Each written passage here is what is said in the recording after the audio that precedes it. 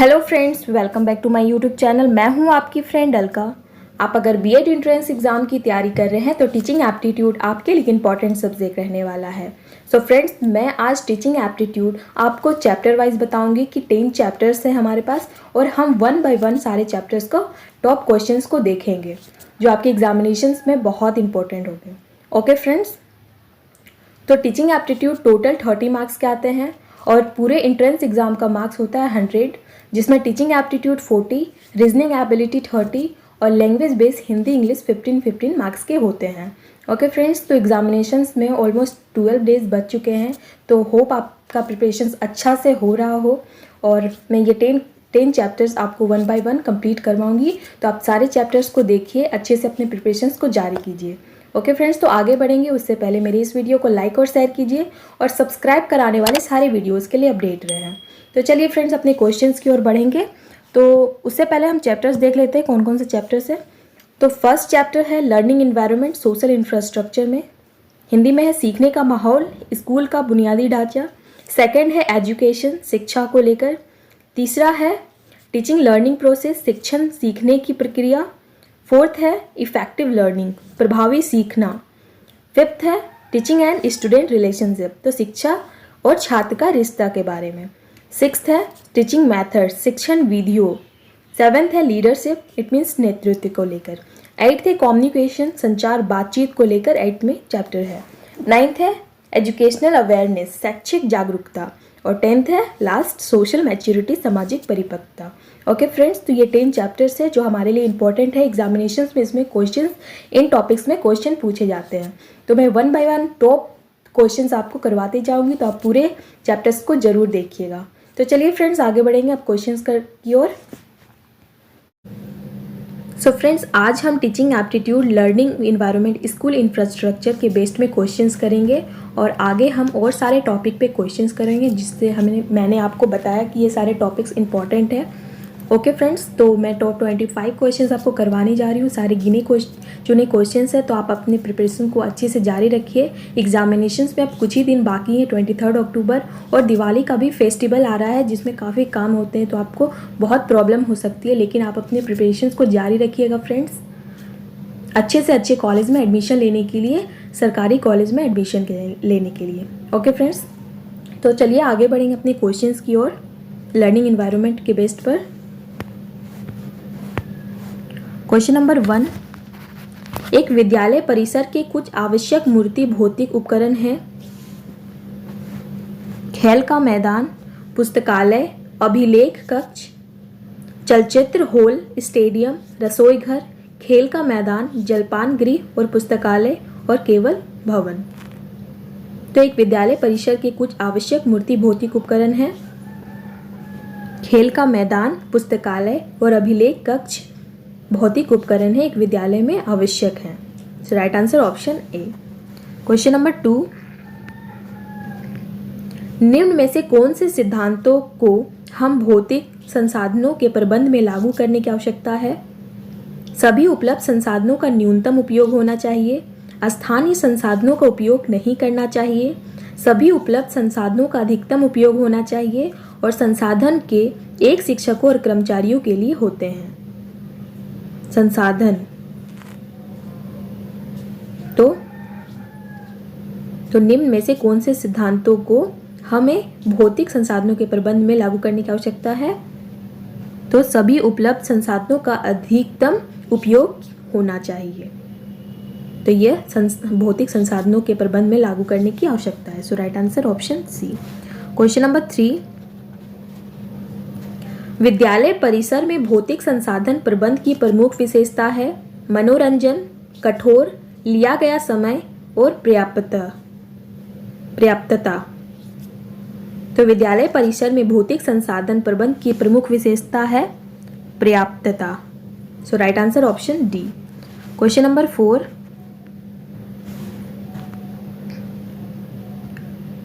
भौतिक संसाधन प्रबंधन संशोधन की प्रक्रिया में निम्न में से कौन सा चरण शामिल है?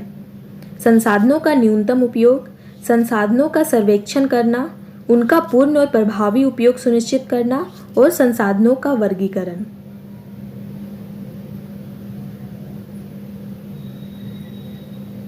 तो भौतिक संसाधन प्रबंधन संशोधन की प्रक्रिया में संसाधनों का सर्वेक्षण करना चरण शामिल है। So right answer option B.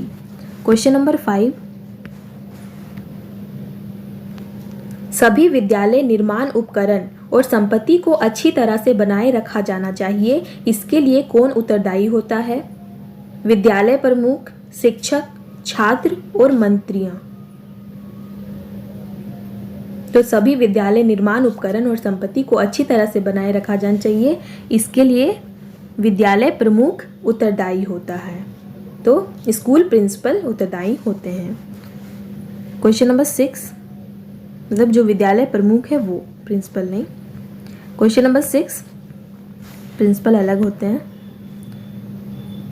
भौतिक संसाधन प्रबंधन में बाधा है छात्रों की कम संख्या, प्रशासनिक कमी, अपर्याप्त वित्त पोषण और विशेष रूप से प्रशिक्षित शिक्षक।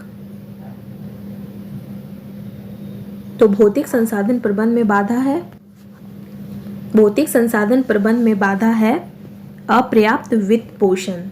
तो right answer option C. Question number 7, संसाधन प्रबंधन मुख्य रूप से किसके प्रबंधन से संबंधित है? मानव संसाधन, भौतिक संसाधन, मानव और भौतिक संसाधन दोनों, और इनमें से कोई नहीं। तो संसाधन प्रबंधन मुख्य रूप से मानव और भौतिक संसाधन दोनों प्रबंधन से संबंधित है। So right answer option C. Question number 8, एक विद्यालय के भौतिक संसाधनों में सम्मिलित है विद्यालय का ढांचा, भवन, पुस्तकालय और उपरोक्त सभी। तो एक विद्यालय के भौतिक संसाधनों में सम्मिलित है उपरोक्त सभी, विद्यालय का ढांचा, भवन और पुस्तकालय, ये सभी भौतिक संसाधनों में सम्मिलित है। So right answer option D. Question number 9, संसाधन रख रखाव के लिए डैश एक उपकरण है? ICT, TLM शिक्षक सहायक सामग्री, स्टॉक का रख रखाव करना, और इनमें से कोई नहीं।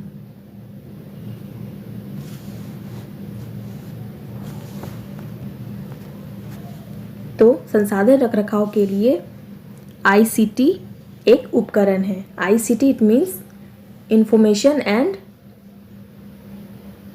कम्युनिकेशन टेक्नोलॉजी, इट मीन्स सूचना और संचार प्रौद्योगिकी। तो यह एक उपकरण है संसाधन रख रखाव के लिए। So right answer option A. Question number 10, संसाधन प्रबंधन प्रणाली का प्रबंध करते समय ध्यान में रखने वाला प्रमुख कारक कौन सा है? विद्यालय भवन के भौतिक संसाधन, ICT समर्थन का उपयोग करने के लिए प्रासंगिक सॉफ्टवेयर की आवश्यकता, अस्तित्वगत भौतिक संसाधनों का सर्वेक्षण, और मरम्मत और पुनः पूर्ति के लिए सही प्रणाली। तो संसाधन प्रबंधन प्रणाली का प्रबंध करते समय ध्यान में रखने वाला प्रमुख कारक है मरम्मत और पुनः पूर्ति के लिए सही प्रणाली।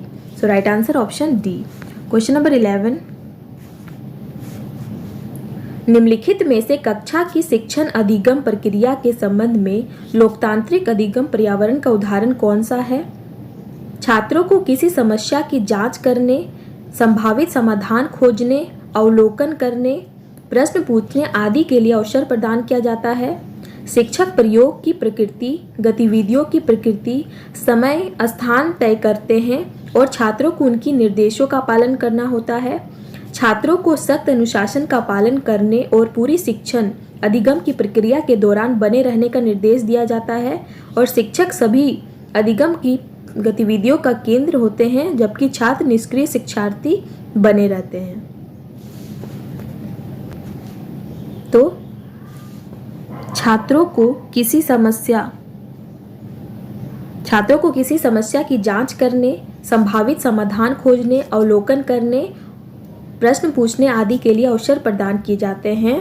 कक्षा की शिक्षण अधिगम प्रक्रिया के संबंध में लोकतांत्रिक अधिगम पर्यावरण का एक उदाहरण है। So right answer option A. Question number 12,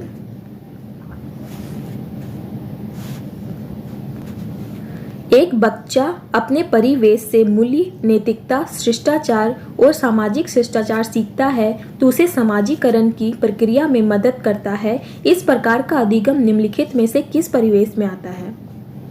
औपचारिक अधिगम का परिवेश, अनौपचारिक अधिगम का परिवेश, गैर औपचारिक अधिगम का परिवेश, कोई नहीं। तो इस प्रकार का अधिगम अनौपचारिक अधिगम का परिवेश में होता है। So right answer option B. Question number 13,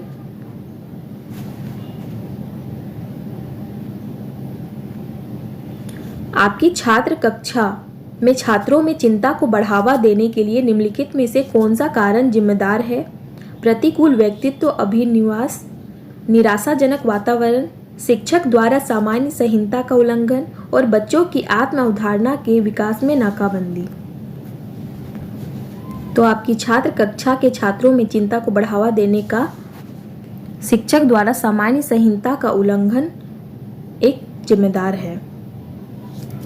ठीक है, so right answer option C. Question number 14, निम्नलिखित में से कौन सा शिक्षक कार्य माता पिता को अपने बच्चे की शिक्षा में भागीदारी के रूप में सबसे अच्छा बढ़ावा देगा? माता पिता अपने बच्चे की प्रगति रिपोर्ट पर हस्ताक्षर करते हैं ताकि वह बच्चा के अधिगम की निगरानी रख सके। आवश्यकता अनुसार उनके बच्चे के बारे में अच्छी जानकारी के साथ साथ माता पिता से संपर्क करना, प्रत्येक बच्चे के साथ परिवार की भागीदारी पर स्कूल की नीति की एक प्रति घर भेजना, माता पिता को अपने बच्चे की शिक्षा के लिए उच्च आकांक्षा रखने के लिए प्रोत्साहित करना। तो माता पिता अपने बच्चे की प्रगति रिपोर्ट पर हस्ताक्षर करते हैं ताकि वह बच्चे के अधिगम की निगरानी कर सके। यह शिक्षक का कार्य माता पिता को अपने बच्चों की शिक्षा में भागीदारी के रूप में सबसे अच्छा बढ़ावा देगा। So right answer option A. Question number 15, निम्नलिखित में से कौन सा निर्देशात्मक प्रथा यह सुनिश्चित करती है कि एक शिक्षक विविध छात्रों की जरूरतों को पूरा करने के लिए अधिगम के परिवेश की संरचना बनाता है? विभेदीकरण, उपचार, समृद्धि और प्रतिरूपण।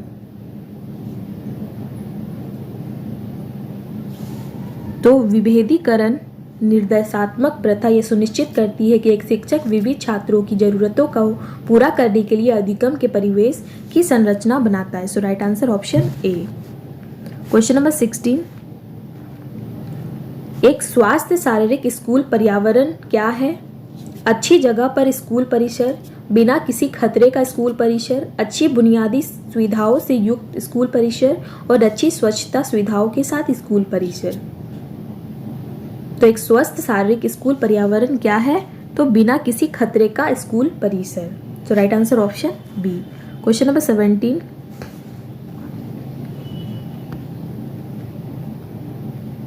स्कूल में स्वस्थ शारीरिक वातावरण बनाने के लिए किसकी सहभागिता आवश्यक है?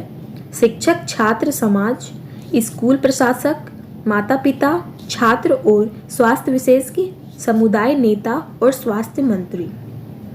तो स्कूल में स्वस्थ शारीरिक वातावरण बनाने के लिए किसकी सहभागिता आवश्यक है? तो स्कूल प्रशासक, माता पिता, छात्र और स्वास्थ्य विशेषज्ञ की सहभागिता आवश्यक है। So right answer option B. Question number 18, dash सूक्ष्म शिक्षण अधिक प्रभावी होता है? शिक्षण अभ्यास की तैयारी के दौरान, शिक्षण अभ्यास के दौरान, शिक्षण अभ्यास के बाद और हमेशा। तो शिक्षण अभ्यास के दौरान सूक्ष्म शिक्षण अधिक प्रभावी होता है। So right answer option B. Question number 19, यह व्यवस्थित विज्ञान क्या कहलाता है जो स्वयं और पर्यावरण के साथ समायोजन प्राप्त करने के लिए नियम, कानून और सिद्धांत प्रदान करता है? अभिप्रेरणा, मानसिक आरोग्यता, अधिगम और द्वंद्व। तो वह व्यवस्थित विज्ञान मानसिक आरोग्यता कहलाता है जो स्वयं और पर्यावरण के साथ समायोजन प्राप्त करने के लिए एक नियम, कानून और सिद्धांत प्रदान करता है। So right answer option B. Question number 20, शिक्षण का एक मॉडल निम्न में से किसकी व्याख्या करता है? शिक्षक और छात्र की बातचीत सहित शिक्षक का व्यवहार, शिक्षण व्यवहार सहित सीखने का माहौल, शिक्षार्थी व्यक्तित्व विशेषताएं सहित व्यवहार, तार्किक संरचना सहित उसका विषय वस्तु। तो शिक्षण का एक मॉडल शिक्षण व्यवहार सहित सीखने का माहौल को व्याख्या करता है। So right answer option B. Question number 21, कौन सा कारक अधिगम की गुणवत्ता को प्रभावित करता है? भौतिक, सामाजिक, सांस्कृतिक और उपरोक्त सभी। तो उपरोक्त सभी भौतिक, सामाजिक और सांस्कृतिक अधिगम की गुणवत्ता को प्रभावित करता है। So right answer option D. Question number 22, किस अधिगम अनुभव के तहत स्थानीय दौरे का आयोजन किया जाता है? विधायक, प्रतिष्ठित, प्रतीकात्मक और भावात्मक। तो विधायक अधिगम अनुभव के तहत स्थानीय दौरे का आयोजन किया जाता है। So right answer option A. Question number 23, निम्नलिखित में से कौन समायोजन की प्रत्यक्ष विधि है? प्रक्षेपण, दमन, प्रतिगमन और लक्ष्य का प्रतिस्थापन। तो लक्ष्य का प्रतिस्थापन समायोजन की प्रत्यक्ष विधि है। So right answer option D. Question number 24, निम्नलिखित में से किस में मुख्य रूप से प्रभाव की दिशा एक दृश्य है? परामर्श, निर्देशन, शिक्षण और अधिगम। तो अधिगम में मुख्य रूप से प्रभाव की दिशा एक दृश्य है। So right answer option D. Question number 25 and आज का लास्ट क्वेश्चन, स्कूल विश्वविद्यालय के संदर्भ में पर्यावरण के निम्नलिखित पहलुओं में से कौन सा शिक्षक लोकाचार निर्धारित करता है? कार्यस्थल में स्पष्ट रूप में मानव संसाधनों के प्रतिमान, नवीनता प्रयोगशाला उपकरण, बाह्य रूप से आकर्षक परिसर और अच्छी तरह से सुसज्जित व्याख्यान कक्ष। तो स्कूल विद्यालय के संदर्भ में पर्यावरण के कार्यस्थल में स्पष्ट रूप से मानव संसाधनों के प्रतिमान को शैक्षिक लोकाचार निर्धारित करता है। So right answer option A. Question number 26, शिक्षण को प्रभावित करने वाले निम्नलिखित संभावित कारकों में से कौन सी अनुदेशात्मक सुविधाओं और अधिगम के वातावरण से संबंधित है? संवेदनात्मक प्रक्रियाओं से सक्रिय चाल, अधिगम सहायक सामग्री और संरचनात्मक सुविधा, शिक्षकों द्वारा प्रशंसा और प्रोत्साहन। तो शिक्षण को प्रभावित करने वाले संवेदनात्मक प्रक्रियाओं में सक्रिय चाल संभावित कारकों में से अनुदेशात्मक सुविधाओं और अधिगम के वातावरण से संबंधित है। So right answer option A. Question number 27,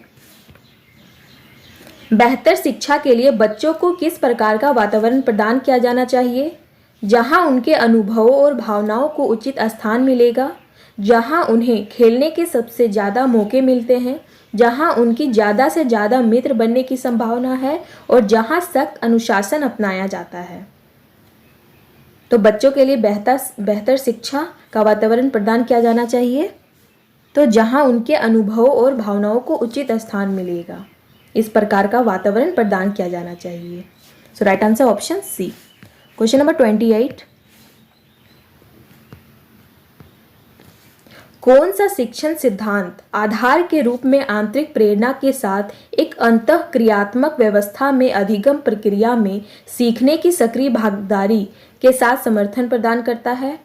Skinner का पुनर्बल का सिद्धांत, वाइगोत्स्की का निर्माणवाद का सिद्धांत, कोहलर का अंतर्दृष्टि का सिद्धांत और वाइगोत्स्की का निर्माणवाद का सिद्धांत।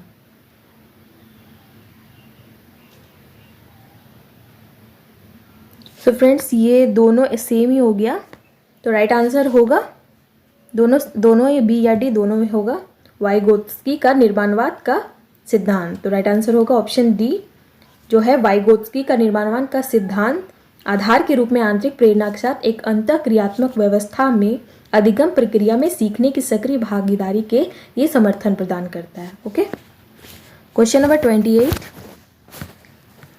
तो डी है 29। क्वेश्चन नंबर 29, डैश आदेश के एक बुनियादी स्तर को प्रदर्शित करता है लेकिन शिक्षक अभी भी इसे बनाए रखने के लिए संघर्ष करता है। पर्याप्त कक्षा का वातावरण, आदेशात्मक, प्रतिबंधात्मक अधिगम वातावरण, व्यवस्थित रूप से सीखने के माहौल को सक्षम करना और बेकार कक्षा वातावरण। तो पर्याप्त कक्षा का वातावरण आदेश के एक बुनियादी स्तर को प्रदर्शित करता है, लेकिन शिक्षक अभी भी इसे बनाए रखने के लिए संघर्ष करते हैं। So right answer option A. Question number 30, dash type सिप क्लासरूम है जहां शिक्षक उच्च स्तर की संरचना रखता है, नियमित रूप से दिनचर्या का प्रबंधन करता है और बहुत कम निर्देशात्मक रणनीतियों का उपयोग करता है। दुष्क्रिया कक्षा वातावरण, व्यवस्थित नियंत्रित अधिगम वातावरण, व्यवस्थित मित्रवत अधिगम वातावरण और पर्याप्त कक्षा वातावरण। तो व्यवस्थित नियंत्रित अधिगम वातावरण टाइप सी क्लासरूम है जहां शिक्षक उच्च स्तर की संरचना रखता है, नियमित रूप से दिनचर्या का प्रबंधन करता है और बहुत कम निर्देशात्मक रणनीतियों का उपयोग करता है। So right answer option B. Question number 31, अग्रिम आयोजक मॉडल किस परिवार से संबंधित है? सामाजिक संपर्क, सूचना प्रक्रम, व्यक्तिगत व्यवहार में संशोधन। तो अग्रिम आयोजक मॉडल सूचना प्रक्रम परिवार से संबंधित है। So right answer option B. Question number 32, dash सुचारू रूप से संचालित होने वाली कक्षा में पाया जाता है जहां अध्यापक विभिन्न प्रकार के नित्य कर्म तथा अनुदेशात्मक युक्तियों का प्रयोग करता है तथा बल विषय वस्तु को अर्थपूर्ण बना रहे विद्यार्थियों पर है। व्यवस्थित मित्रवत अधिगम वातावरण, पर्याप्त कक्षा वातावरण, दुष्क्रिय कक्षा वातावरण तथा व्यवस्थित नियंत्रित अधिगम वातावरण।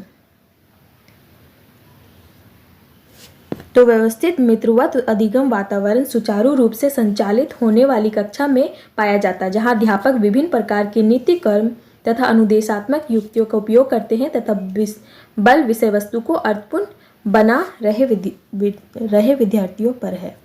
Right answer option A. Question number 33, विद्यार्थियों को जीवन में सफलता पाने के लिए कैसे प्रेरित किया जाना चाहिए? चुना हुआ अध्ययन का विषय, प्रासंगिक अध्ययन, गहन अध्ययन, अनुवाचन द्वारा अध्ययन।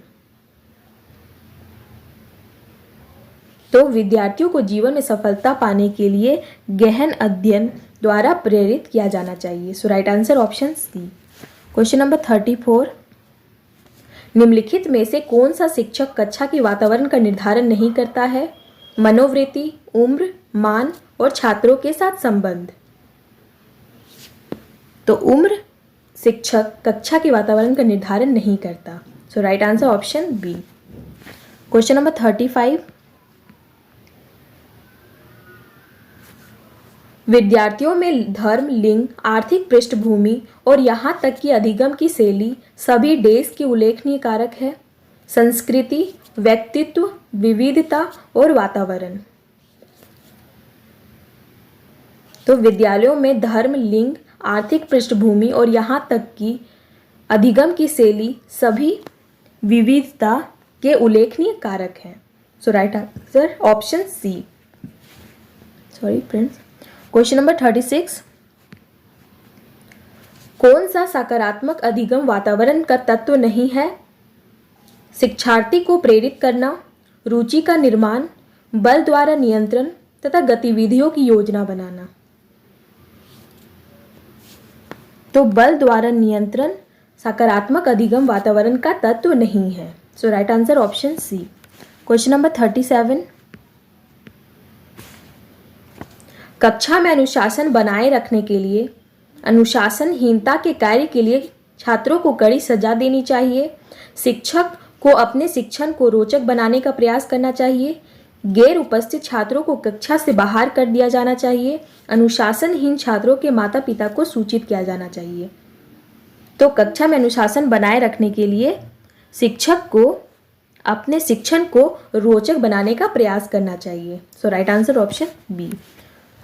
क्वेश्चन नंबर 38, छात्र ड्रिल विधि के आधार पर सीखते हैं। पहाड़े, गिनती, कविता और उपयुक्त सभी। तो छात्र ड्रिल विधि के आधार पर हम पहाड़े, गिनती और कविता उपयोग सभी सीखते हैं। So right answer option D. Question number 39, स्मृति एवं बोध स्तर के शिक्षण प्रतिमानों की संरचना में कौन कौन सा वाक्य विन्यास महत्वपूर्ण है? योजना, अन्वेषण, सामान्यीकरण और प्रस्तुतिकरण। तो स्मृति एवं बोध स्तर के शिक्षण प्रतिमानों की संरचना में प्रस्तुतिकरण वाक्य विन्यास महत्वपूर्ण है। So right answer option D. Question number 40 and आज का लास्ट क्वेश्चन, सूक्ष्म शिक्षण है अवश्रेणीयन शिक्षण, प्रभावशाली शिक्षण, मूल्यांकन शिक्षण और वास्तविक शिक्षण। तो सूक्ष्म शिक्षण है अवश्रेणीयन शिक्षण। So right answer option A. Okay friends, तो ये 40 क्वेश्चंस कंप्लीट हो गए जो लर्निंग इन्वायरमेंट के ऊपर है। तो ये चैप्टर कंप्लीट होता है। ये 40 क्वेश्चंस है, बहुत ही इंपॉर्टेंट है। मैंने टॉप क्वेश्चंस लिया है जो आपके लिए इंपॉर्टेंट हो सकते हैं। तो चलिए फ्रेंड्स, फिर हम अगली वीडियो एजुकेशन में मिलेंगे, एजुकेशन चैप्टर के साथ मिलेंगे। तो उससे पहले मेरे इस वीडियो को लाइक कीजिए, शेयर कीजिए और अपनी सब्सक्राइब कर बेल आइकन पर क्लिक करके आने वाले सारे वीडियोज़ के लिए अपडेट रहें। ओके फ्रेंड्स, फिर अगली वीडियो में और सारे इंपॉर्टेंट क्वेश्चंस के साथ हम मिलेंगे। तो आप अपना ख्याल रखिए, अपने पेरेंट्स का ख्याल रखिए। Thank you.